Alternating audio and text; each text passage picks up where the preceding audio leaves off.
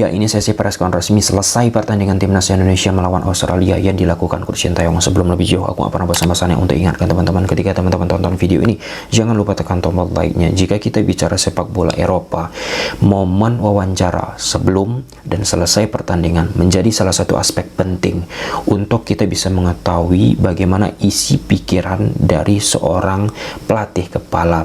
Belum lama ini, Arne Slot, pelatih Liverpool, viralnya sebab selesai pertandingan Liverpool menghadapi Man United di sesi wawancara doorstop dengan pemegang hak siar Liga Inggris, teman-teman, ia mengutarakan taktikalnya, membedah taktiknya, caranya, how to-nya untuk bisa mengalahkan Manchester United.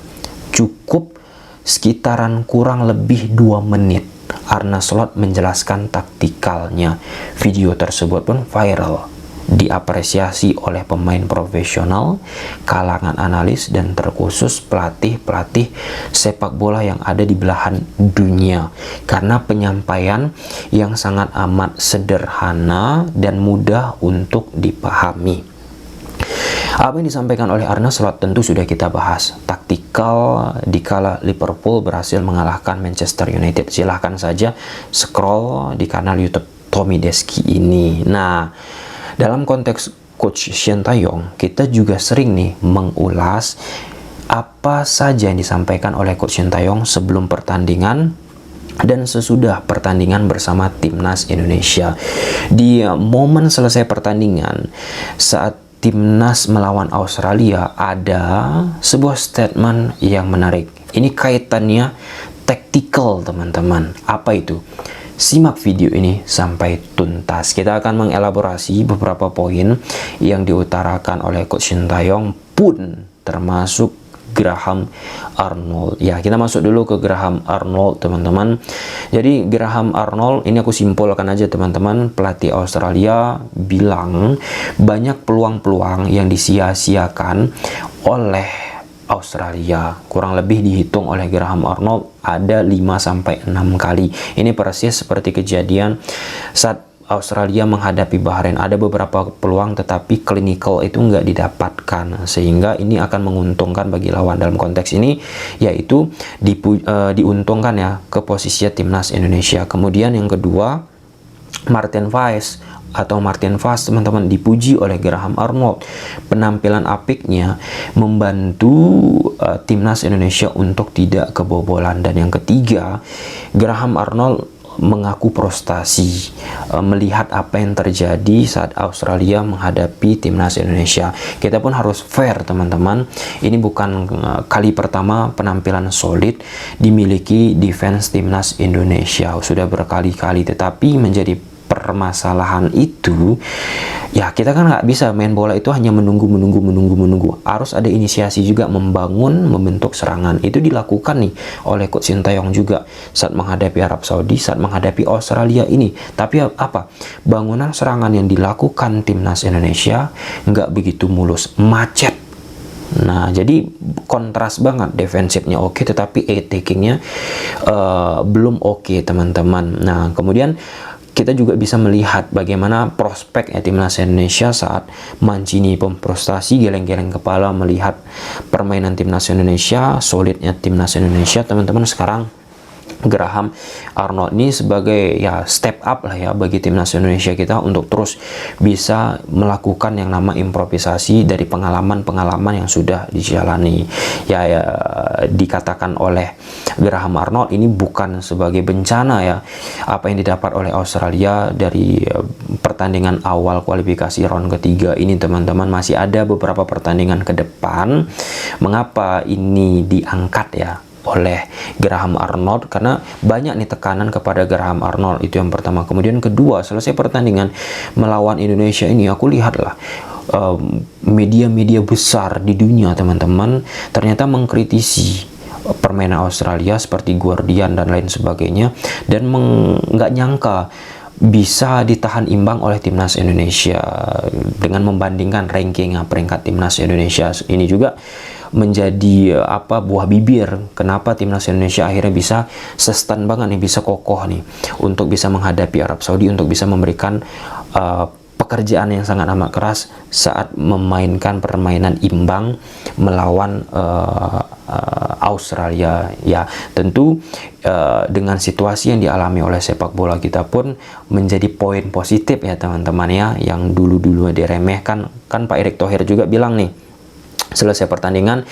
kita dengan Australia sekarang posisinya imbang, walau rankingnya bagaikan apa ya kita bilang teman-teman ya, mungkin hiperbolanya bumi dan langit ya, jauh banget rankingnya, tetapi secara implementasi di atas lapangan bisa itu seimbang, tidak menunjukkan level yang berbeda. Itulah ya kurang lebih poin-poin penting dari Graham Arnold dan bagaimana media-media menyoroti, bukan media mainstream ya, media-media yang ada di luar menyoroti level timnas Indonesia itu bisa meloncat sangat amat pesat. Nah, kita masuk nih ke posisi Coach Sintayong. Nah, jadi Coach Sintayong menjelaskan pernyataannya, pandangannya terhadap pertandingan ini. Coach Shin bilang pertandingan sulit, Indonesia diserang terus-menerus, mental pemain untungnya tetap terjaga, tetap sama teman-teman. Para pemain sudah bekerja keras, tinggal kita lihat ke depan, tim harus berkembang, tim harus mengalami yang namanya improve. Nah, dari apa yang ditampilkan oleh Coach Sintayong awal tahun sampai sekarang menghadapi Australia, memang perkembangan itu amat sangat jelas, tapi tak sedikit juga teman-teman dengan perkembangan yang sudah dijalani oleh Coach Sintayong ini. Ada beberapa elemen tentunya yang harus ditingkatkan. Nah, perkembangan ataupun improve dari sisi yang namanya bangunan serangan. Kalau dari sisi defensif, seperti yang kita bilang tadi teman-teman, itu terus mengalami peningkatan, tetapi bangunan serangan yang dimiliki oleh timnas Indonesia ataupun counternya ya kita harapkan lah ya terus bisa berkembang teman-teman, untuk mencapai hal yang diinginkan. Ya nggak masalah kalau misalnya seorang pelatih memiliki prinsip defense counter, lebih menunggu, tetapi jika ada mendapatkan kesempatan untuk menginisiasi bangunan serangan, itu lebih jelas, lebih terukur, lebih tertata. Nah, tentu pemain pun harus mendukung apa yang diinginkan oleh seorang pelatih. Nah, lalu masuk nih ke poin tanya jawab, ditanya oleh awak media, mengapa di pertandingan ini timnas Indonesia cenderung bermain bertahan alias menunggu, dan ditanya posisinya dari Rafael Strike. Jadi dijawab oleh Coach Sintayong, karena posisinya Australia lebih baik daripada kita, daripada Indonesia, mulai dari fisik, postur dan lain sebagainya. Bertahan kemudian melakukan serangan balik, defense counter teman-teman, opsi yang rasional ya, opsi yang opsi yang realistis untuk menghadapi tim bertipikal seperti Australia ini. Ya, bukan kita hanya bicara Indonesia melawan Australia teman-teman, kita lihat aja misalnya menonton pertandingan Real Madrid ataupun Barcelona atau Man City atau klub-klub lain lah yang levelnya lebih tinggi levelnya tinggi, kemudian lawan yang dihadapi itu lawan tim yang mediocre ataupun tim yang bawah, secara kualitas jauh banget, secara rank jauh banget. Nah, pasti itu cenderung lawan akan lebih banyak menunggu, sedangkan Man City, Barcelona, Real Madrid akan banyak mendominasi. Nah, jika bermain terbuka beresiko banget. Nah, resiko ini coba dimitigasi.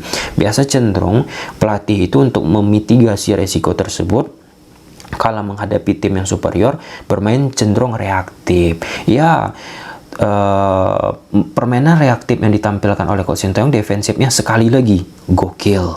Nah, tetapi bangunan serangannya ini kan banyak dipertanyakan. Bangunan serangannya seperti apa saat menghadapi Australia ini? Aku bukan nggak mengapresiasi permainan timnas Indonesia, mengapresiasi teman-teman, memuji karena lawan Australia, tetapi kita bicara bangunan serangannya. Sebelum video ini kan kita sudah membahas sisi taktikal Indonesia melawan Australia. Ada momen build up dibangun timnas Indonesia itu gila banget, tapi ujungnya decision making dari Marcelino Ferdinand, ia tidak ada penekanan, Verdong minta bola, space kosong, tetapi itu tidak bisa dimanfaatkan secara prima. Itu kan sangat amat disayangkan teman-teman. Nah, ya seperti yang bilang Coach Sintayong tadi, berkembang. Semoga untuk momen kedepannya ini perkembangan terhadap bangunan serangan itu tercapai. Lalu soal Rafael Strike teman-teman, ternyata Rafael Strike di pertandingan melawan Australia tidak fit. Poinnya ataupun ujungnya tetap dimainkan oleh Coach Sintayong. Di babak kedua digantilah Rafael Strike teman-teman. Ada salah satu poin penting dari pertanyaan perihal kenapa bertahan ini dilakukan oleh Coach Sintayong, disampaikan oleh Coach Sintayong. Ini aku suka banget nih. Taktik diusahakan lebih baik jika skuad semakin tebal. Nah, ya artinya bagaimana permainan timnas Indonesia ataupun taktik Coach Sintayong itu bisa semakin luar biasa, ya kapasitas dari pemain-pemain yang dimiliki Coach Sintayong di timnas itu salah satu aspek yang menunjang, teman-teman. Nah, ketika pemain tersebut, aku bukan maksudnya meremehkan situasi sekarang ya teman-teman, tetapi nyatanya Coach Sintayong bilang demikian, taktik akan diusahakan lebih baik jika skuad kedalaman itu semakin tebal. Faktanya pergantian dilakukan antara pemain utama sama pemain cadangan, itu kan gap ada muncul, perbedaan muncul. Jadi gimana secara maksimal untuk bisa memainkan taktik yang diinginkan oleh Coach Sintayong? Demikian ya teman-teman, itulah poin yang menarik aku pikir dari statement Coach Sintayong yang perlu kita garis bawahi, kita berikan bold yang tebal. Kemudian ya, perihal kepuasan yang ditanyakan oleh awak media kepada Coach Sintayong, mendapatkan 2 poin dari negara yang langganan Piala Dunia, menghadapi Arab Saudi dan menghadapi Australia. Dijawab oleh Coach Sintayong, pada pertandingan ini pemain sudah bekerja keras, jadi puas teman-teman apa yang sudah dikerjakan oleh pemain timnas Indonesia saat menghadapi Australia dan menghadapi Arab. Soal permainan untuk menghadapi laga selanjutnya, training camp yang menjadi kunci. Jadi ada sesi kumpul sebelum pertandingan menghadapi Bahrain ataupun menghadapi Cina. Di situ pematangan taktikal coba akan diupayakan oleh Coach Sintayong. Meskipun ya itu pun menjadi problematika bagi sepak bola Indonesia kita teman-teman, di saat kita biasanya harus punya TC lama baru bisa padu itu. Nah syukurnya dengan kedatangan ataupun ada beberapa pemain keturunan sekarang ini, tentu atmosfer ataupun pendekatan apa yang dilakukan Inggris, Spanyol dan lain sebagainya teman-teman untuk tidak lama berkumpul, itu coba akan kita lihat di timnas pun hal serupa dilakukan teman-teman. Ya memang 1 minggu dan lain sebagainya coba dimanfaatkan semaksimal mungkin oleh Coach Sintayong. Nggak seperti liga kita, nggak seperti klub yang 1 tahun kumpul sama. Lalu